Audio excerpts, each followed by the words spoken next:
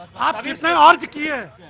5 साल के अंदर अगर आप नेता बने तो आप कितने अरबों की संपत्ति अर्ज किए? सवाल तो इन्होंने बड़ा मौजूद पूछा है जी। अगले 40 सेकेंड आरजेडी के।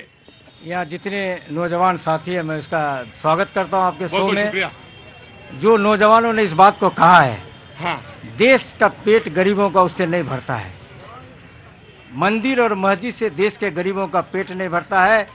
नौजवानों को रोजगार चाहिए, नौजवानों को नौकरी चाहिए, किसानों के खेतों में फसल लहलाता हुआ होना चाहिए।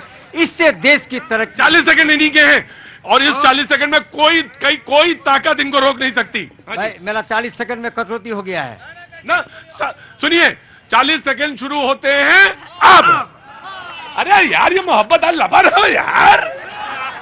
तो मैं कहना चाहता हूं, जितने भी यहाँ पर नौजवान साथी है, देश जिस दौर से गुजर रहा है, अभी लोगों ने कहा कि मैं प्राइवेट नौकरी करता हूं और करने में बड़ा हिचकिचा रहा था। मैं आपको बताता हूं दोस्तों, ये बिल्डिंग है ना, ये रेल का बिल्डिंग है। ये रेल बिक गया, हवाई जहाज बिक गया, गरीबों का पेट में अन्न नहीं जा रहा है। 500 का सिलेंडर 1000 रुपया हो गया। इससे देश के गरीबों का पेट नहीं भर सकता है। नौजवानों को काम चाहिए, नौजवानों को नौकरी चाहिए। हाँ, अब आप बताइए, आप कह रहे थे बड़ी देर से, आप बोले जी, बोलिए जी। उनका कहना था कि मंदिर से कुछ नहीं होता है। आज पूरी अयोध्या की इकोनॉमी, हजारों हजार करोड़ की इकोनॉमी एक मंदिर के बनने से मिली। अगर इनको रोटी नहीं मिलता है तो कटोरा लेके पूरे पार्टी के साथ अयोध्या में पहुंचे, इनको रोटी का पूरा जो व्यवस्था करवा देंगे। भाई देखो, वो कटोरे वाली बात तो मैं नहीं कहूंगा, है ना।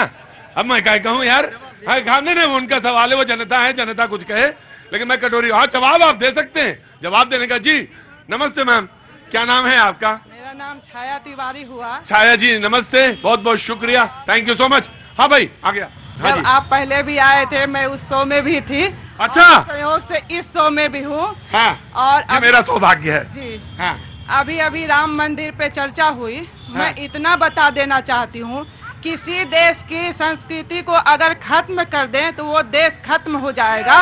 और 500 सालों तक हमारी संस्कृति के लिए बचाने के लिए हम लोग उस पर लड़ाई लड़े, केस हुआ, और हिंदू सनातन जो है उस केस मुकदमा करके मोदी जी ने उस 500 साल झगड़े को खत्म किया और अपनी संस्कृति, अपनी विरासत को बचाया। ये कहाँ से गुनाह है अपने देश के संस्कृति को बचाने का? ये कहाँ से गुनाह है? आगे भैया। हाँ जी, हुजूर खड़े हो। अरे करो, हाँ बिल्कुल बोलो। अरे बोलो नहीं, और दिल खोल के बोलो। और 40 सेकंड तुमको हम 1 मिनट देते हैं, बोलो, अमन से बोलना। हाँ देखिए, मैडम ने जो अभी कहा, मैडम जी जो कही, हाँ, कि 500 साल की जो विरासत है उनको खत्म कर दिया गया। आप किसी भी विरासत को बनाने के लिए किसी और की विरासत को अगर ध्वस्त करके अगर विरासत बनाते हैं तो यह गलत है। आप अपनी विरासत को बनाइए, बिना विरासत को आप बनाना कोई गलत नहीं है। आप किसी की विरासत को पहले खत्म किए हैं, वहां से मिटाए हैं, उसको भी देखना पड़ेगा जिसके वजह से यह हुआ है। आप इस चीज को भी देखिए, आप इसको भी यह अहमियत दीजिए। मैं व्यक्तिगत तौर से क्यों नहीं है, आप विरासत को खत्म करके विरासत बनाए हैं। और अगर आपका मन कुछ चटपटा खाने का है, मैं 1 सेकंड में आपको वो दिखाते हैं, वो वापस आते हैं। बिहार की पान की दुकान, बाबूजी का नाम? विजय प्रसाद। विजय प्रसाद। विजय प्रसाद।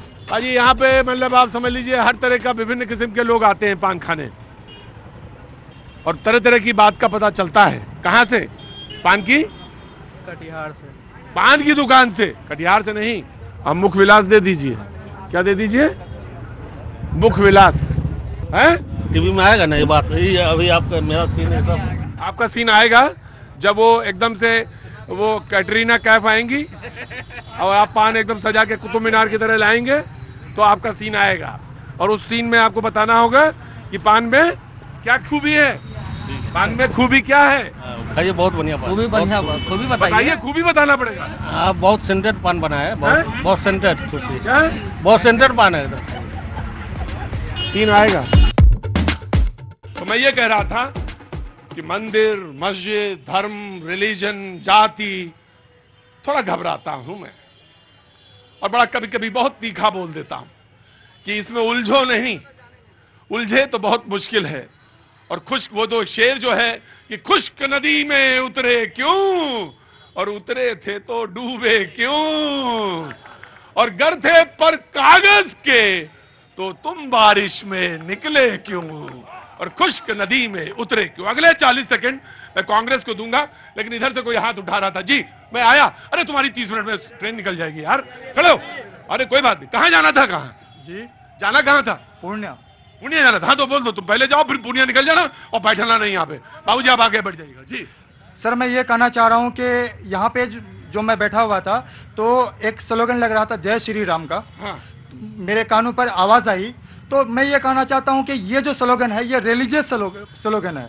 तो यहाँ पे जो हम लोग जो एक साथ जो मतलब एकत्र हुए हैं, तो यहाँ पे जय हिंद का स्लोगन लगना चाहिए।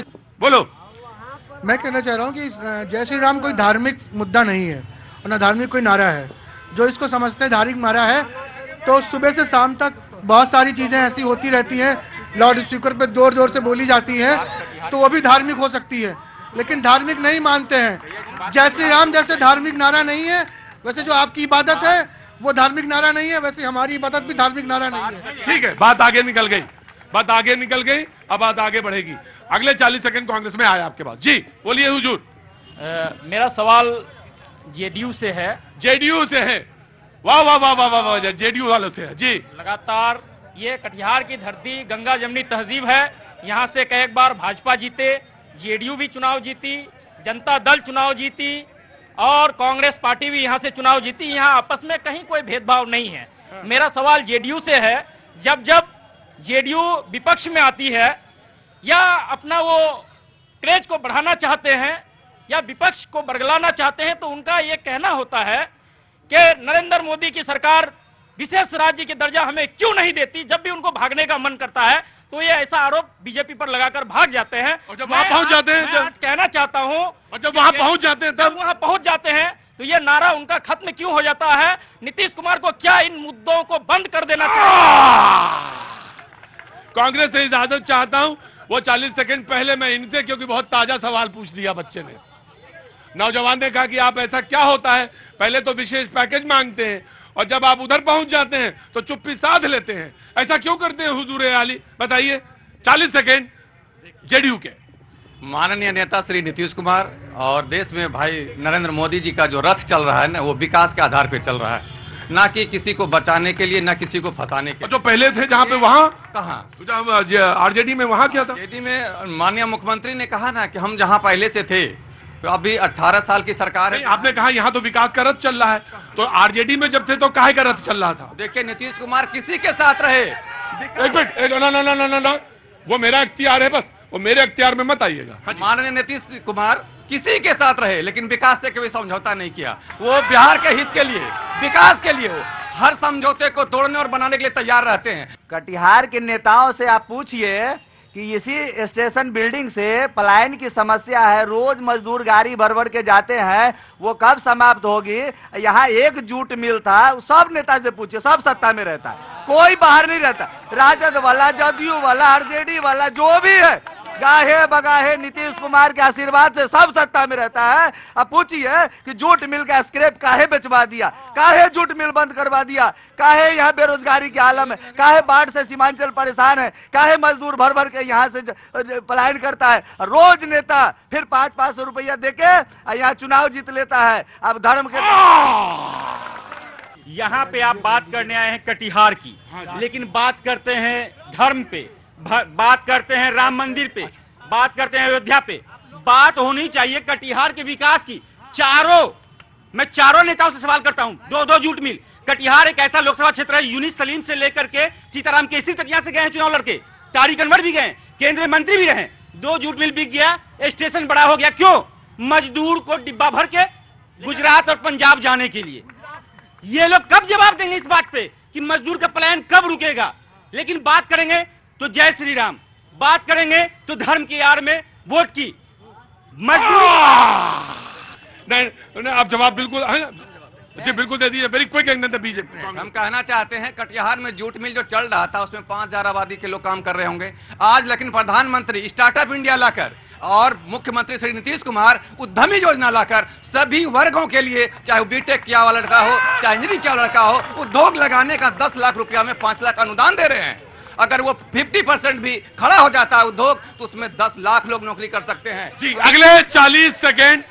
अभी बात आई राम मंदिर की, मैं उसके पहले ये पूछना चाहता हूं भारतीय जनता पार्टी के साथियों से कि पुलवामा घटना 5 साल पूर्व हुआ था और नरेंद्र मोदी जी ने बड़ी सभा में, चुनावी सभा में ये कहा था कि वो जो 40 सैनिक शहीद हुए हैं उसको थोड़ा प्रणाम करके तब वो वोट गिराने के लिए जाना। मैं इस मंच से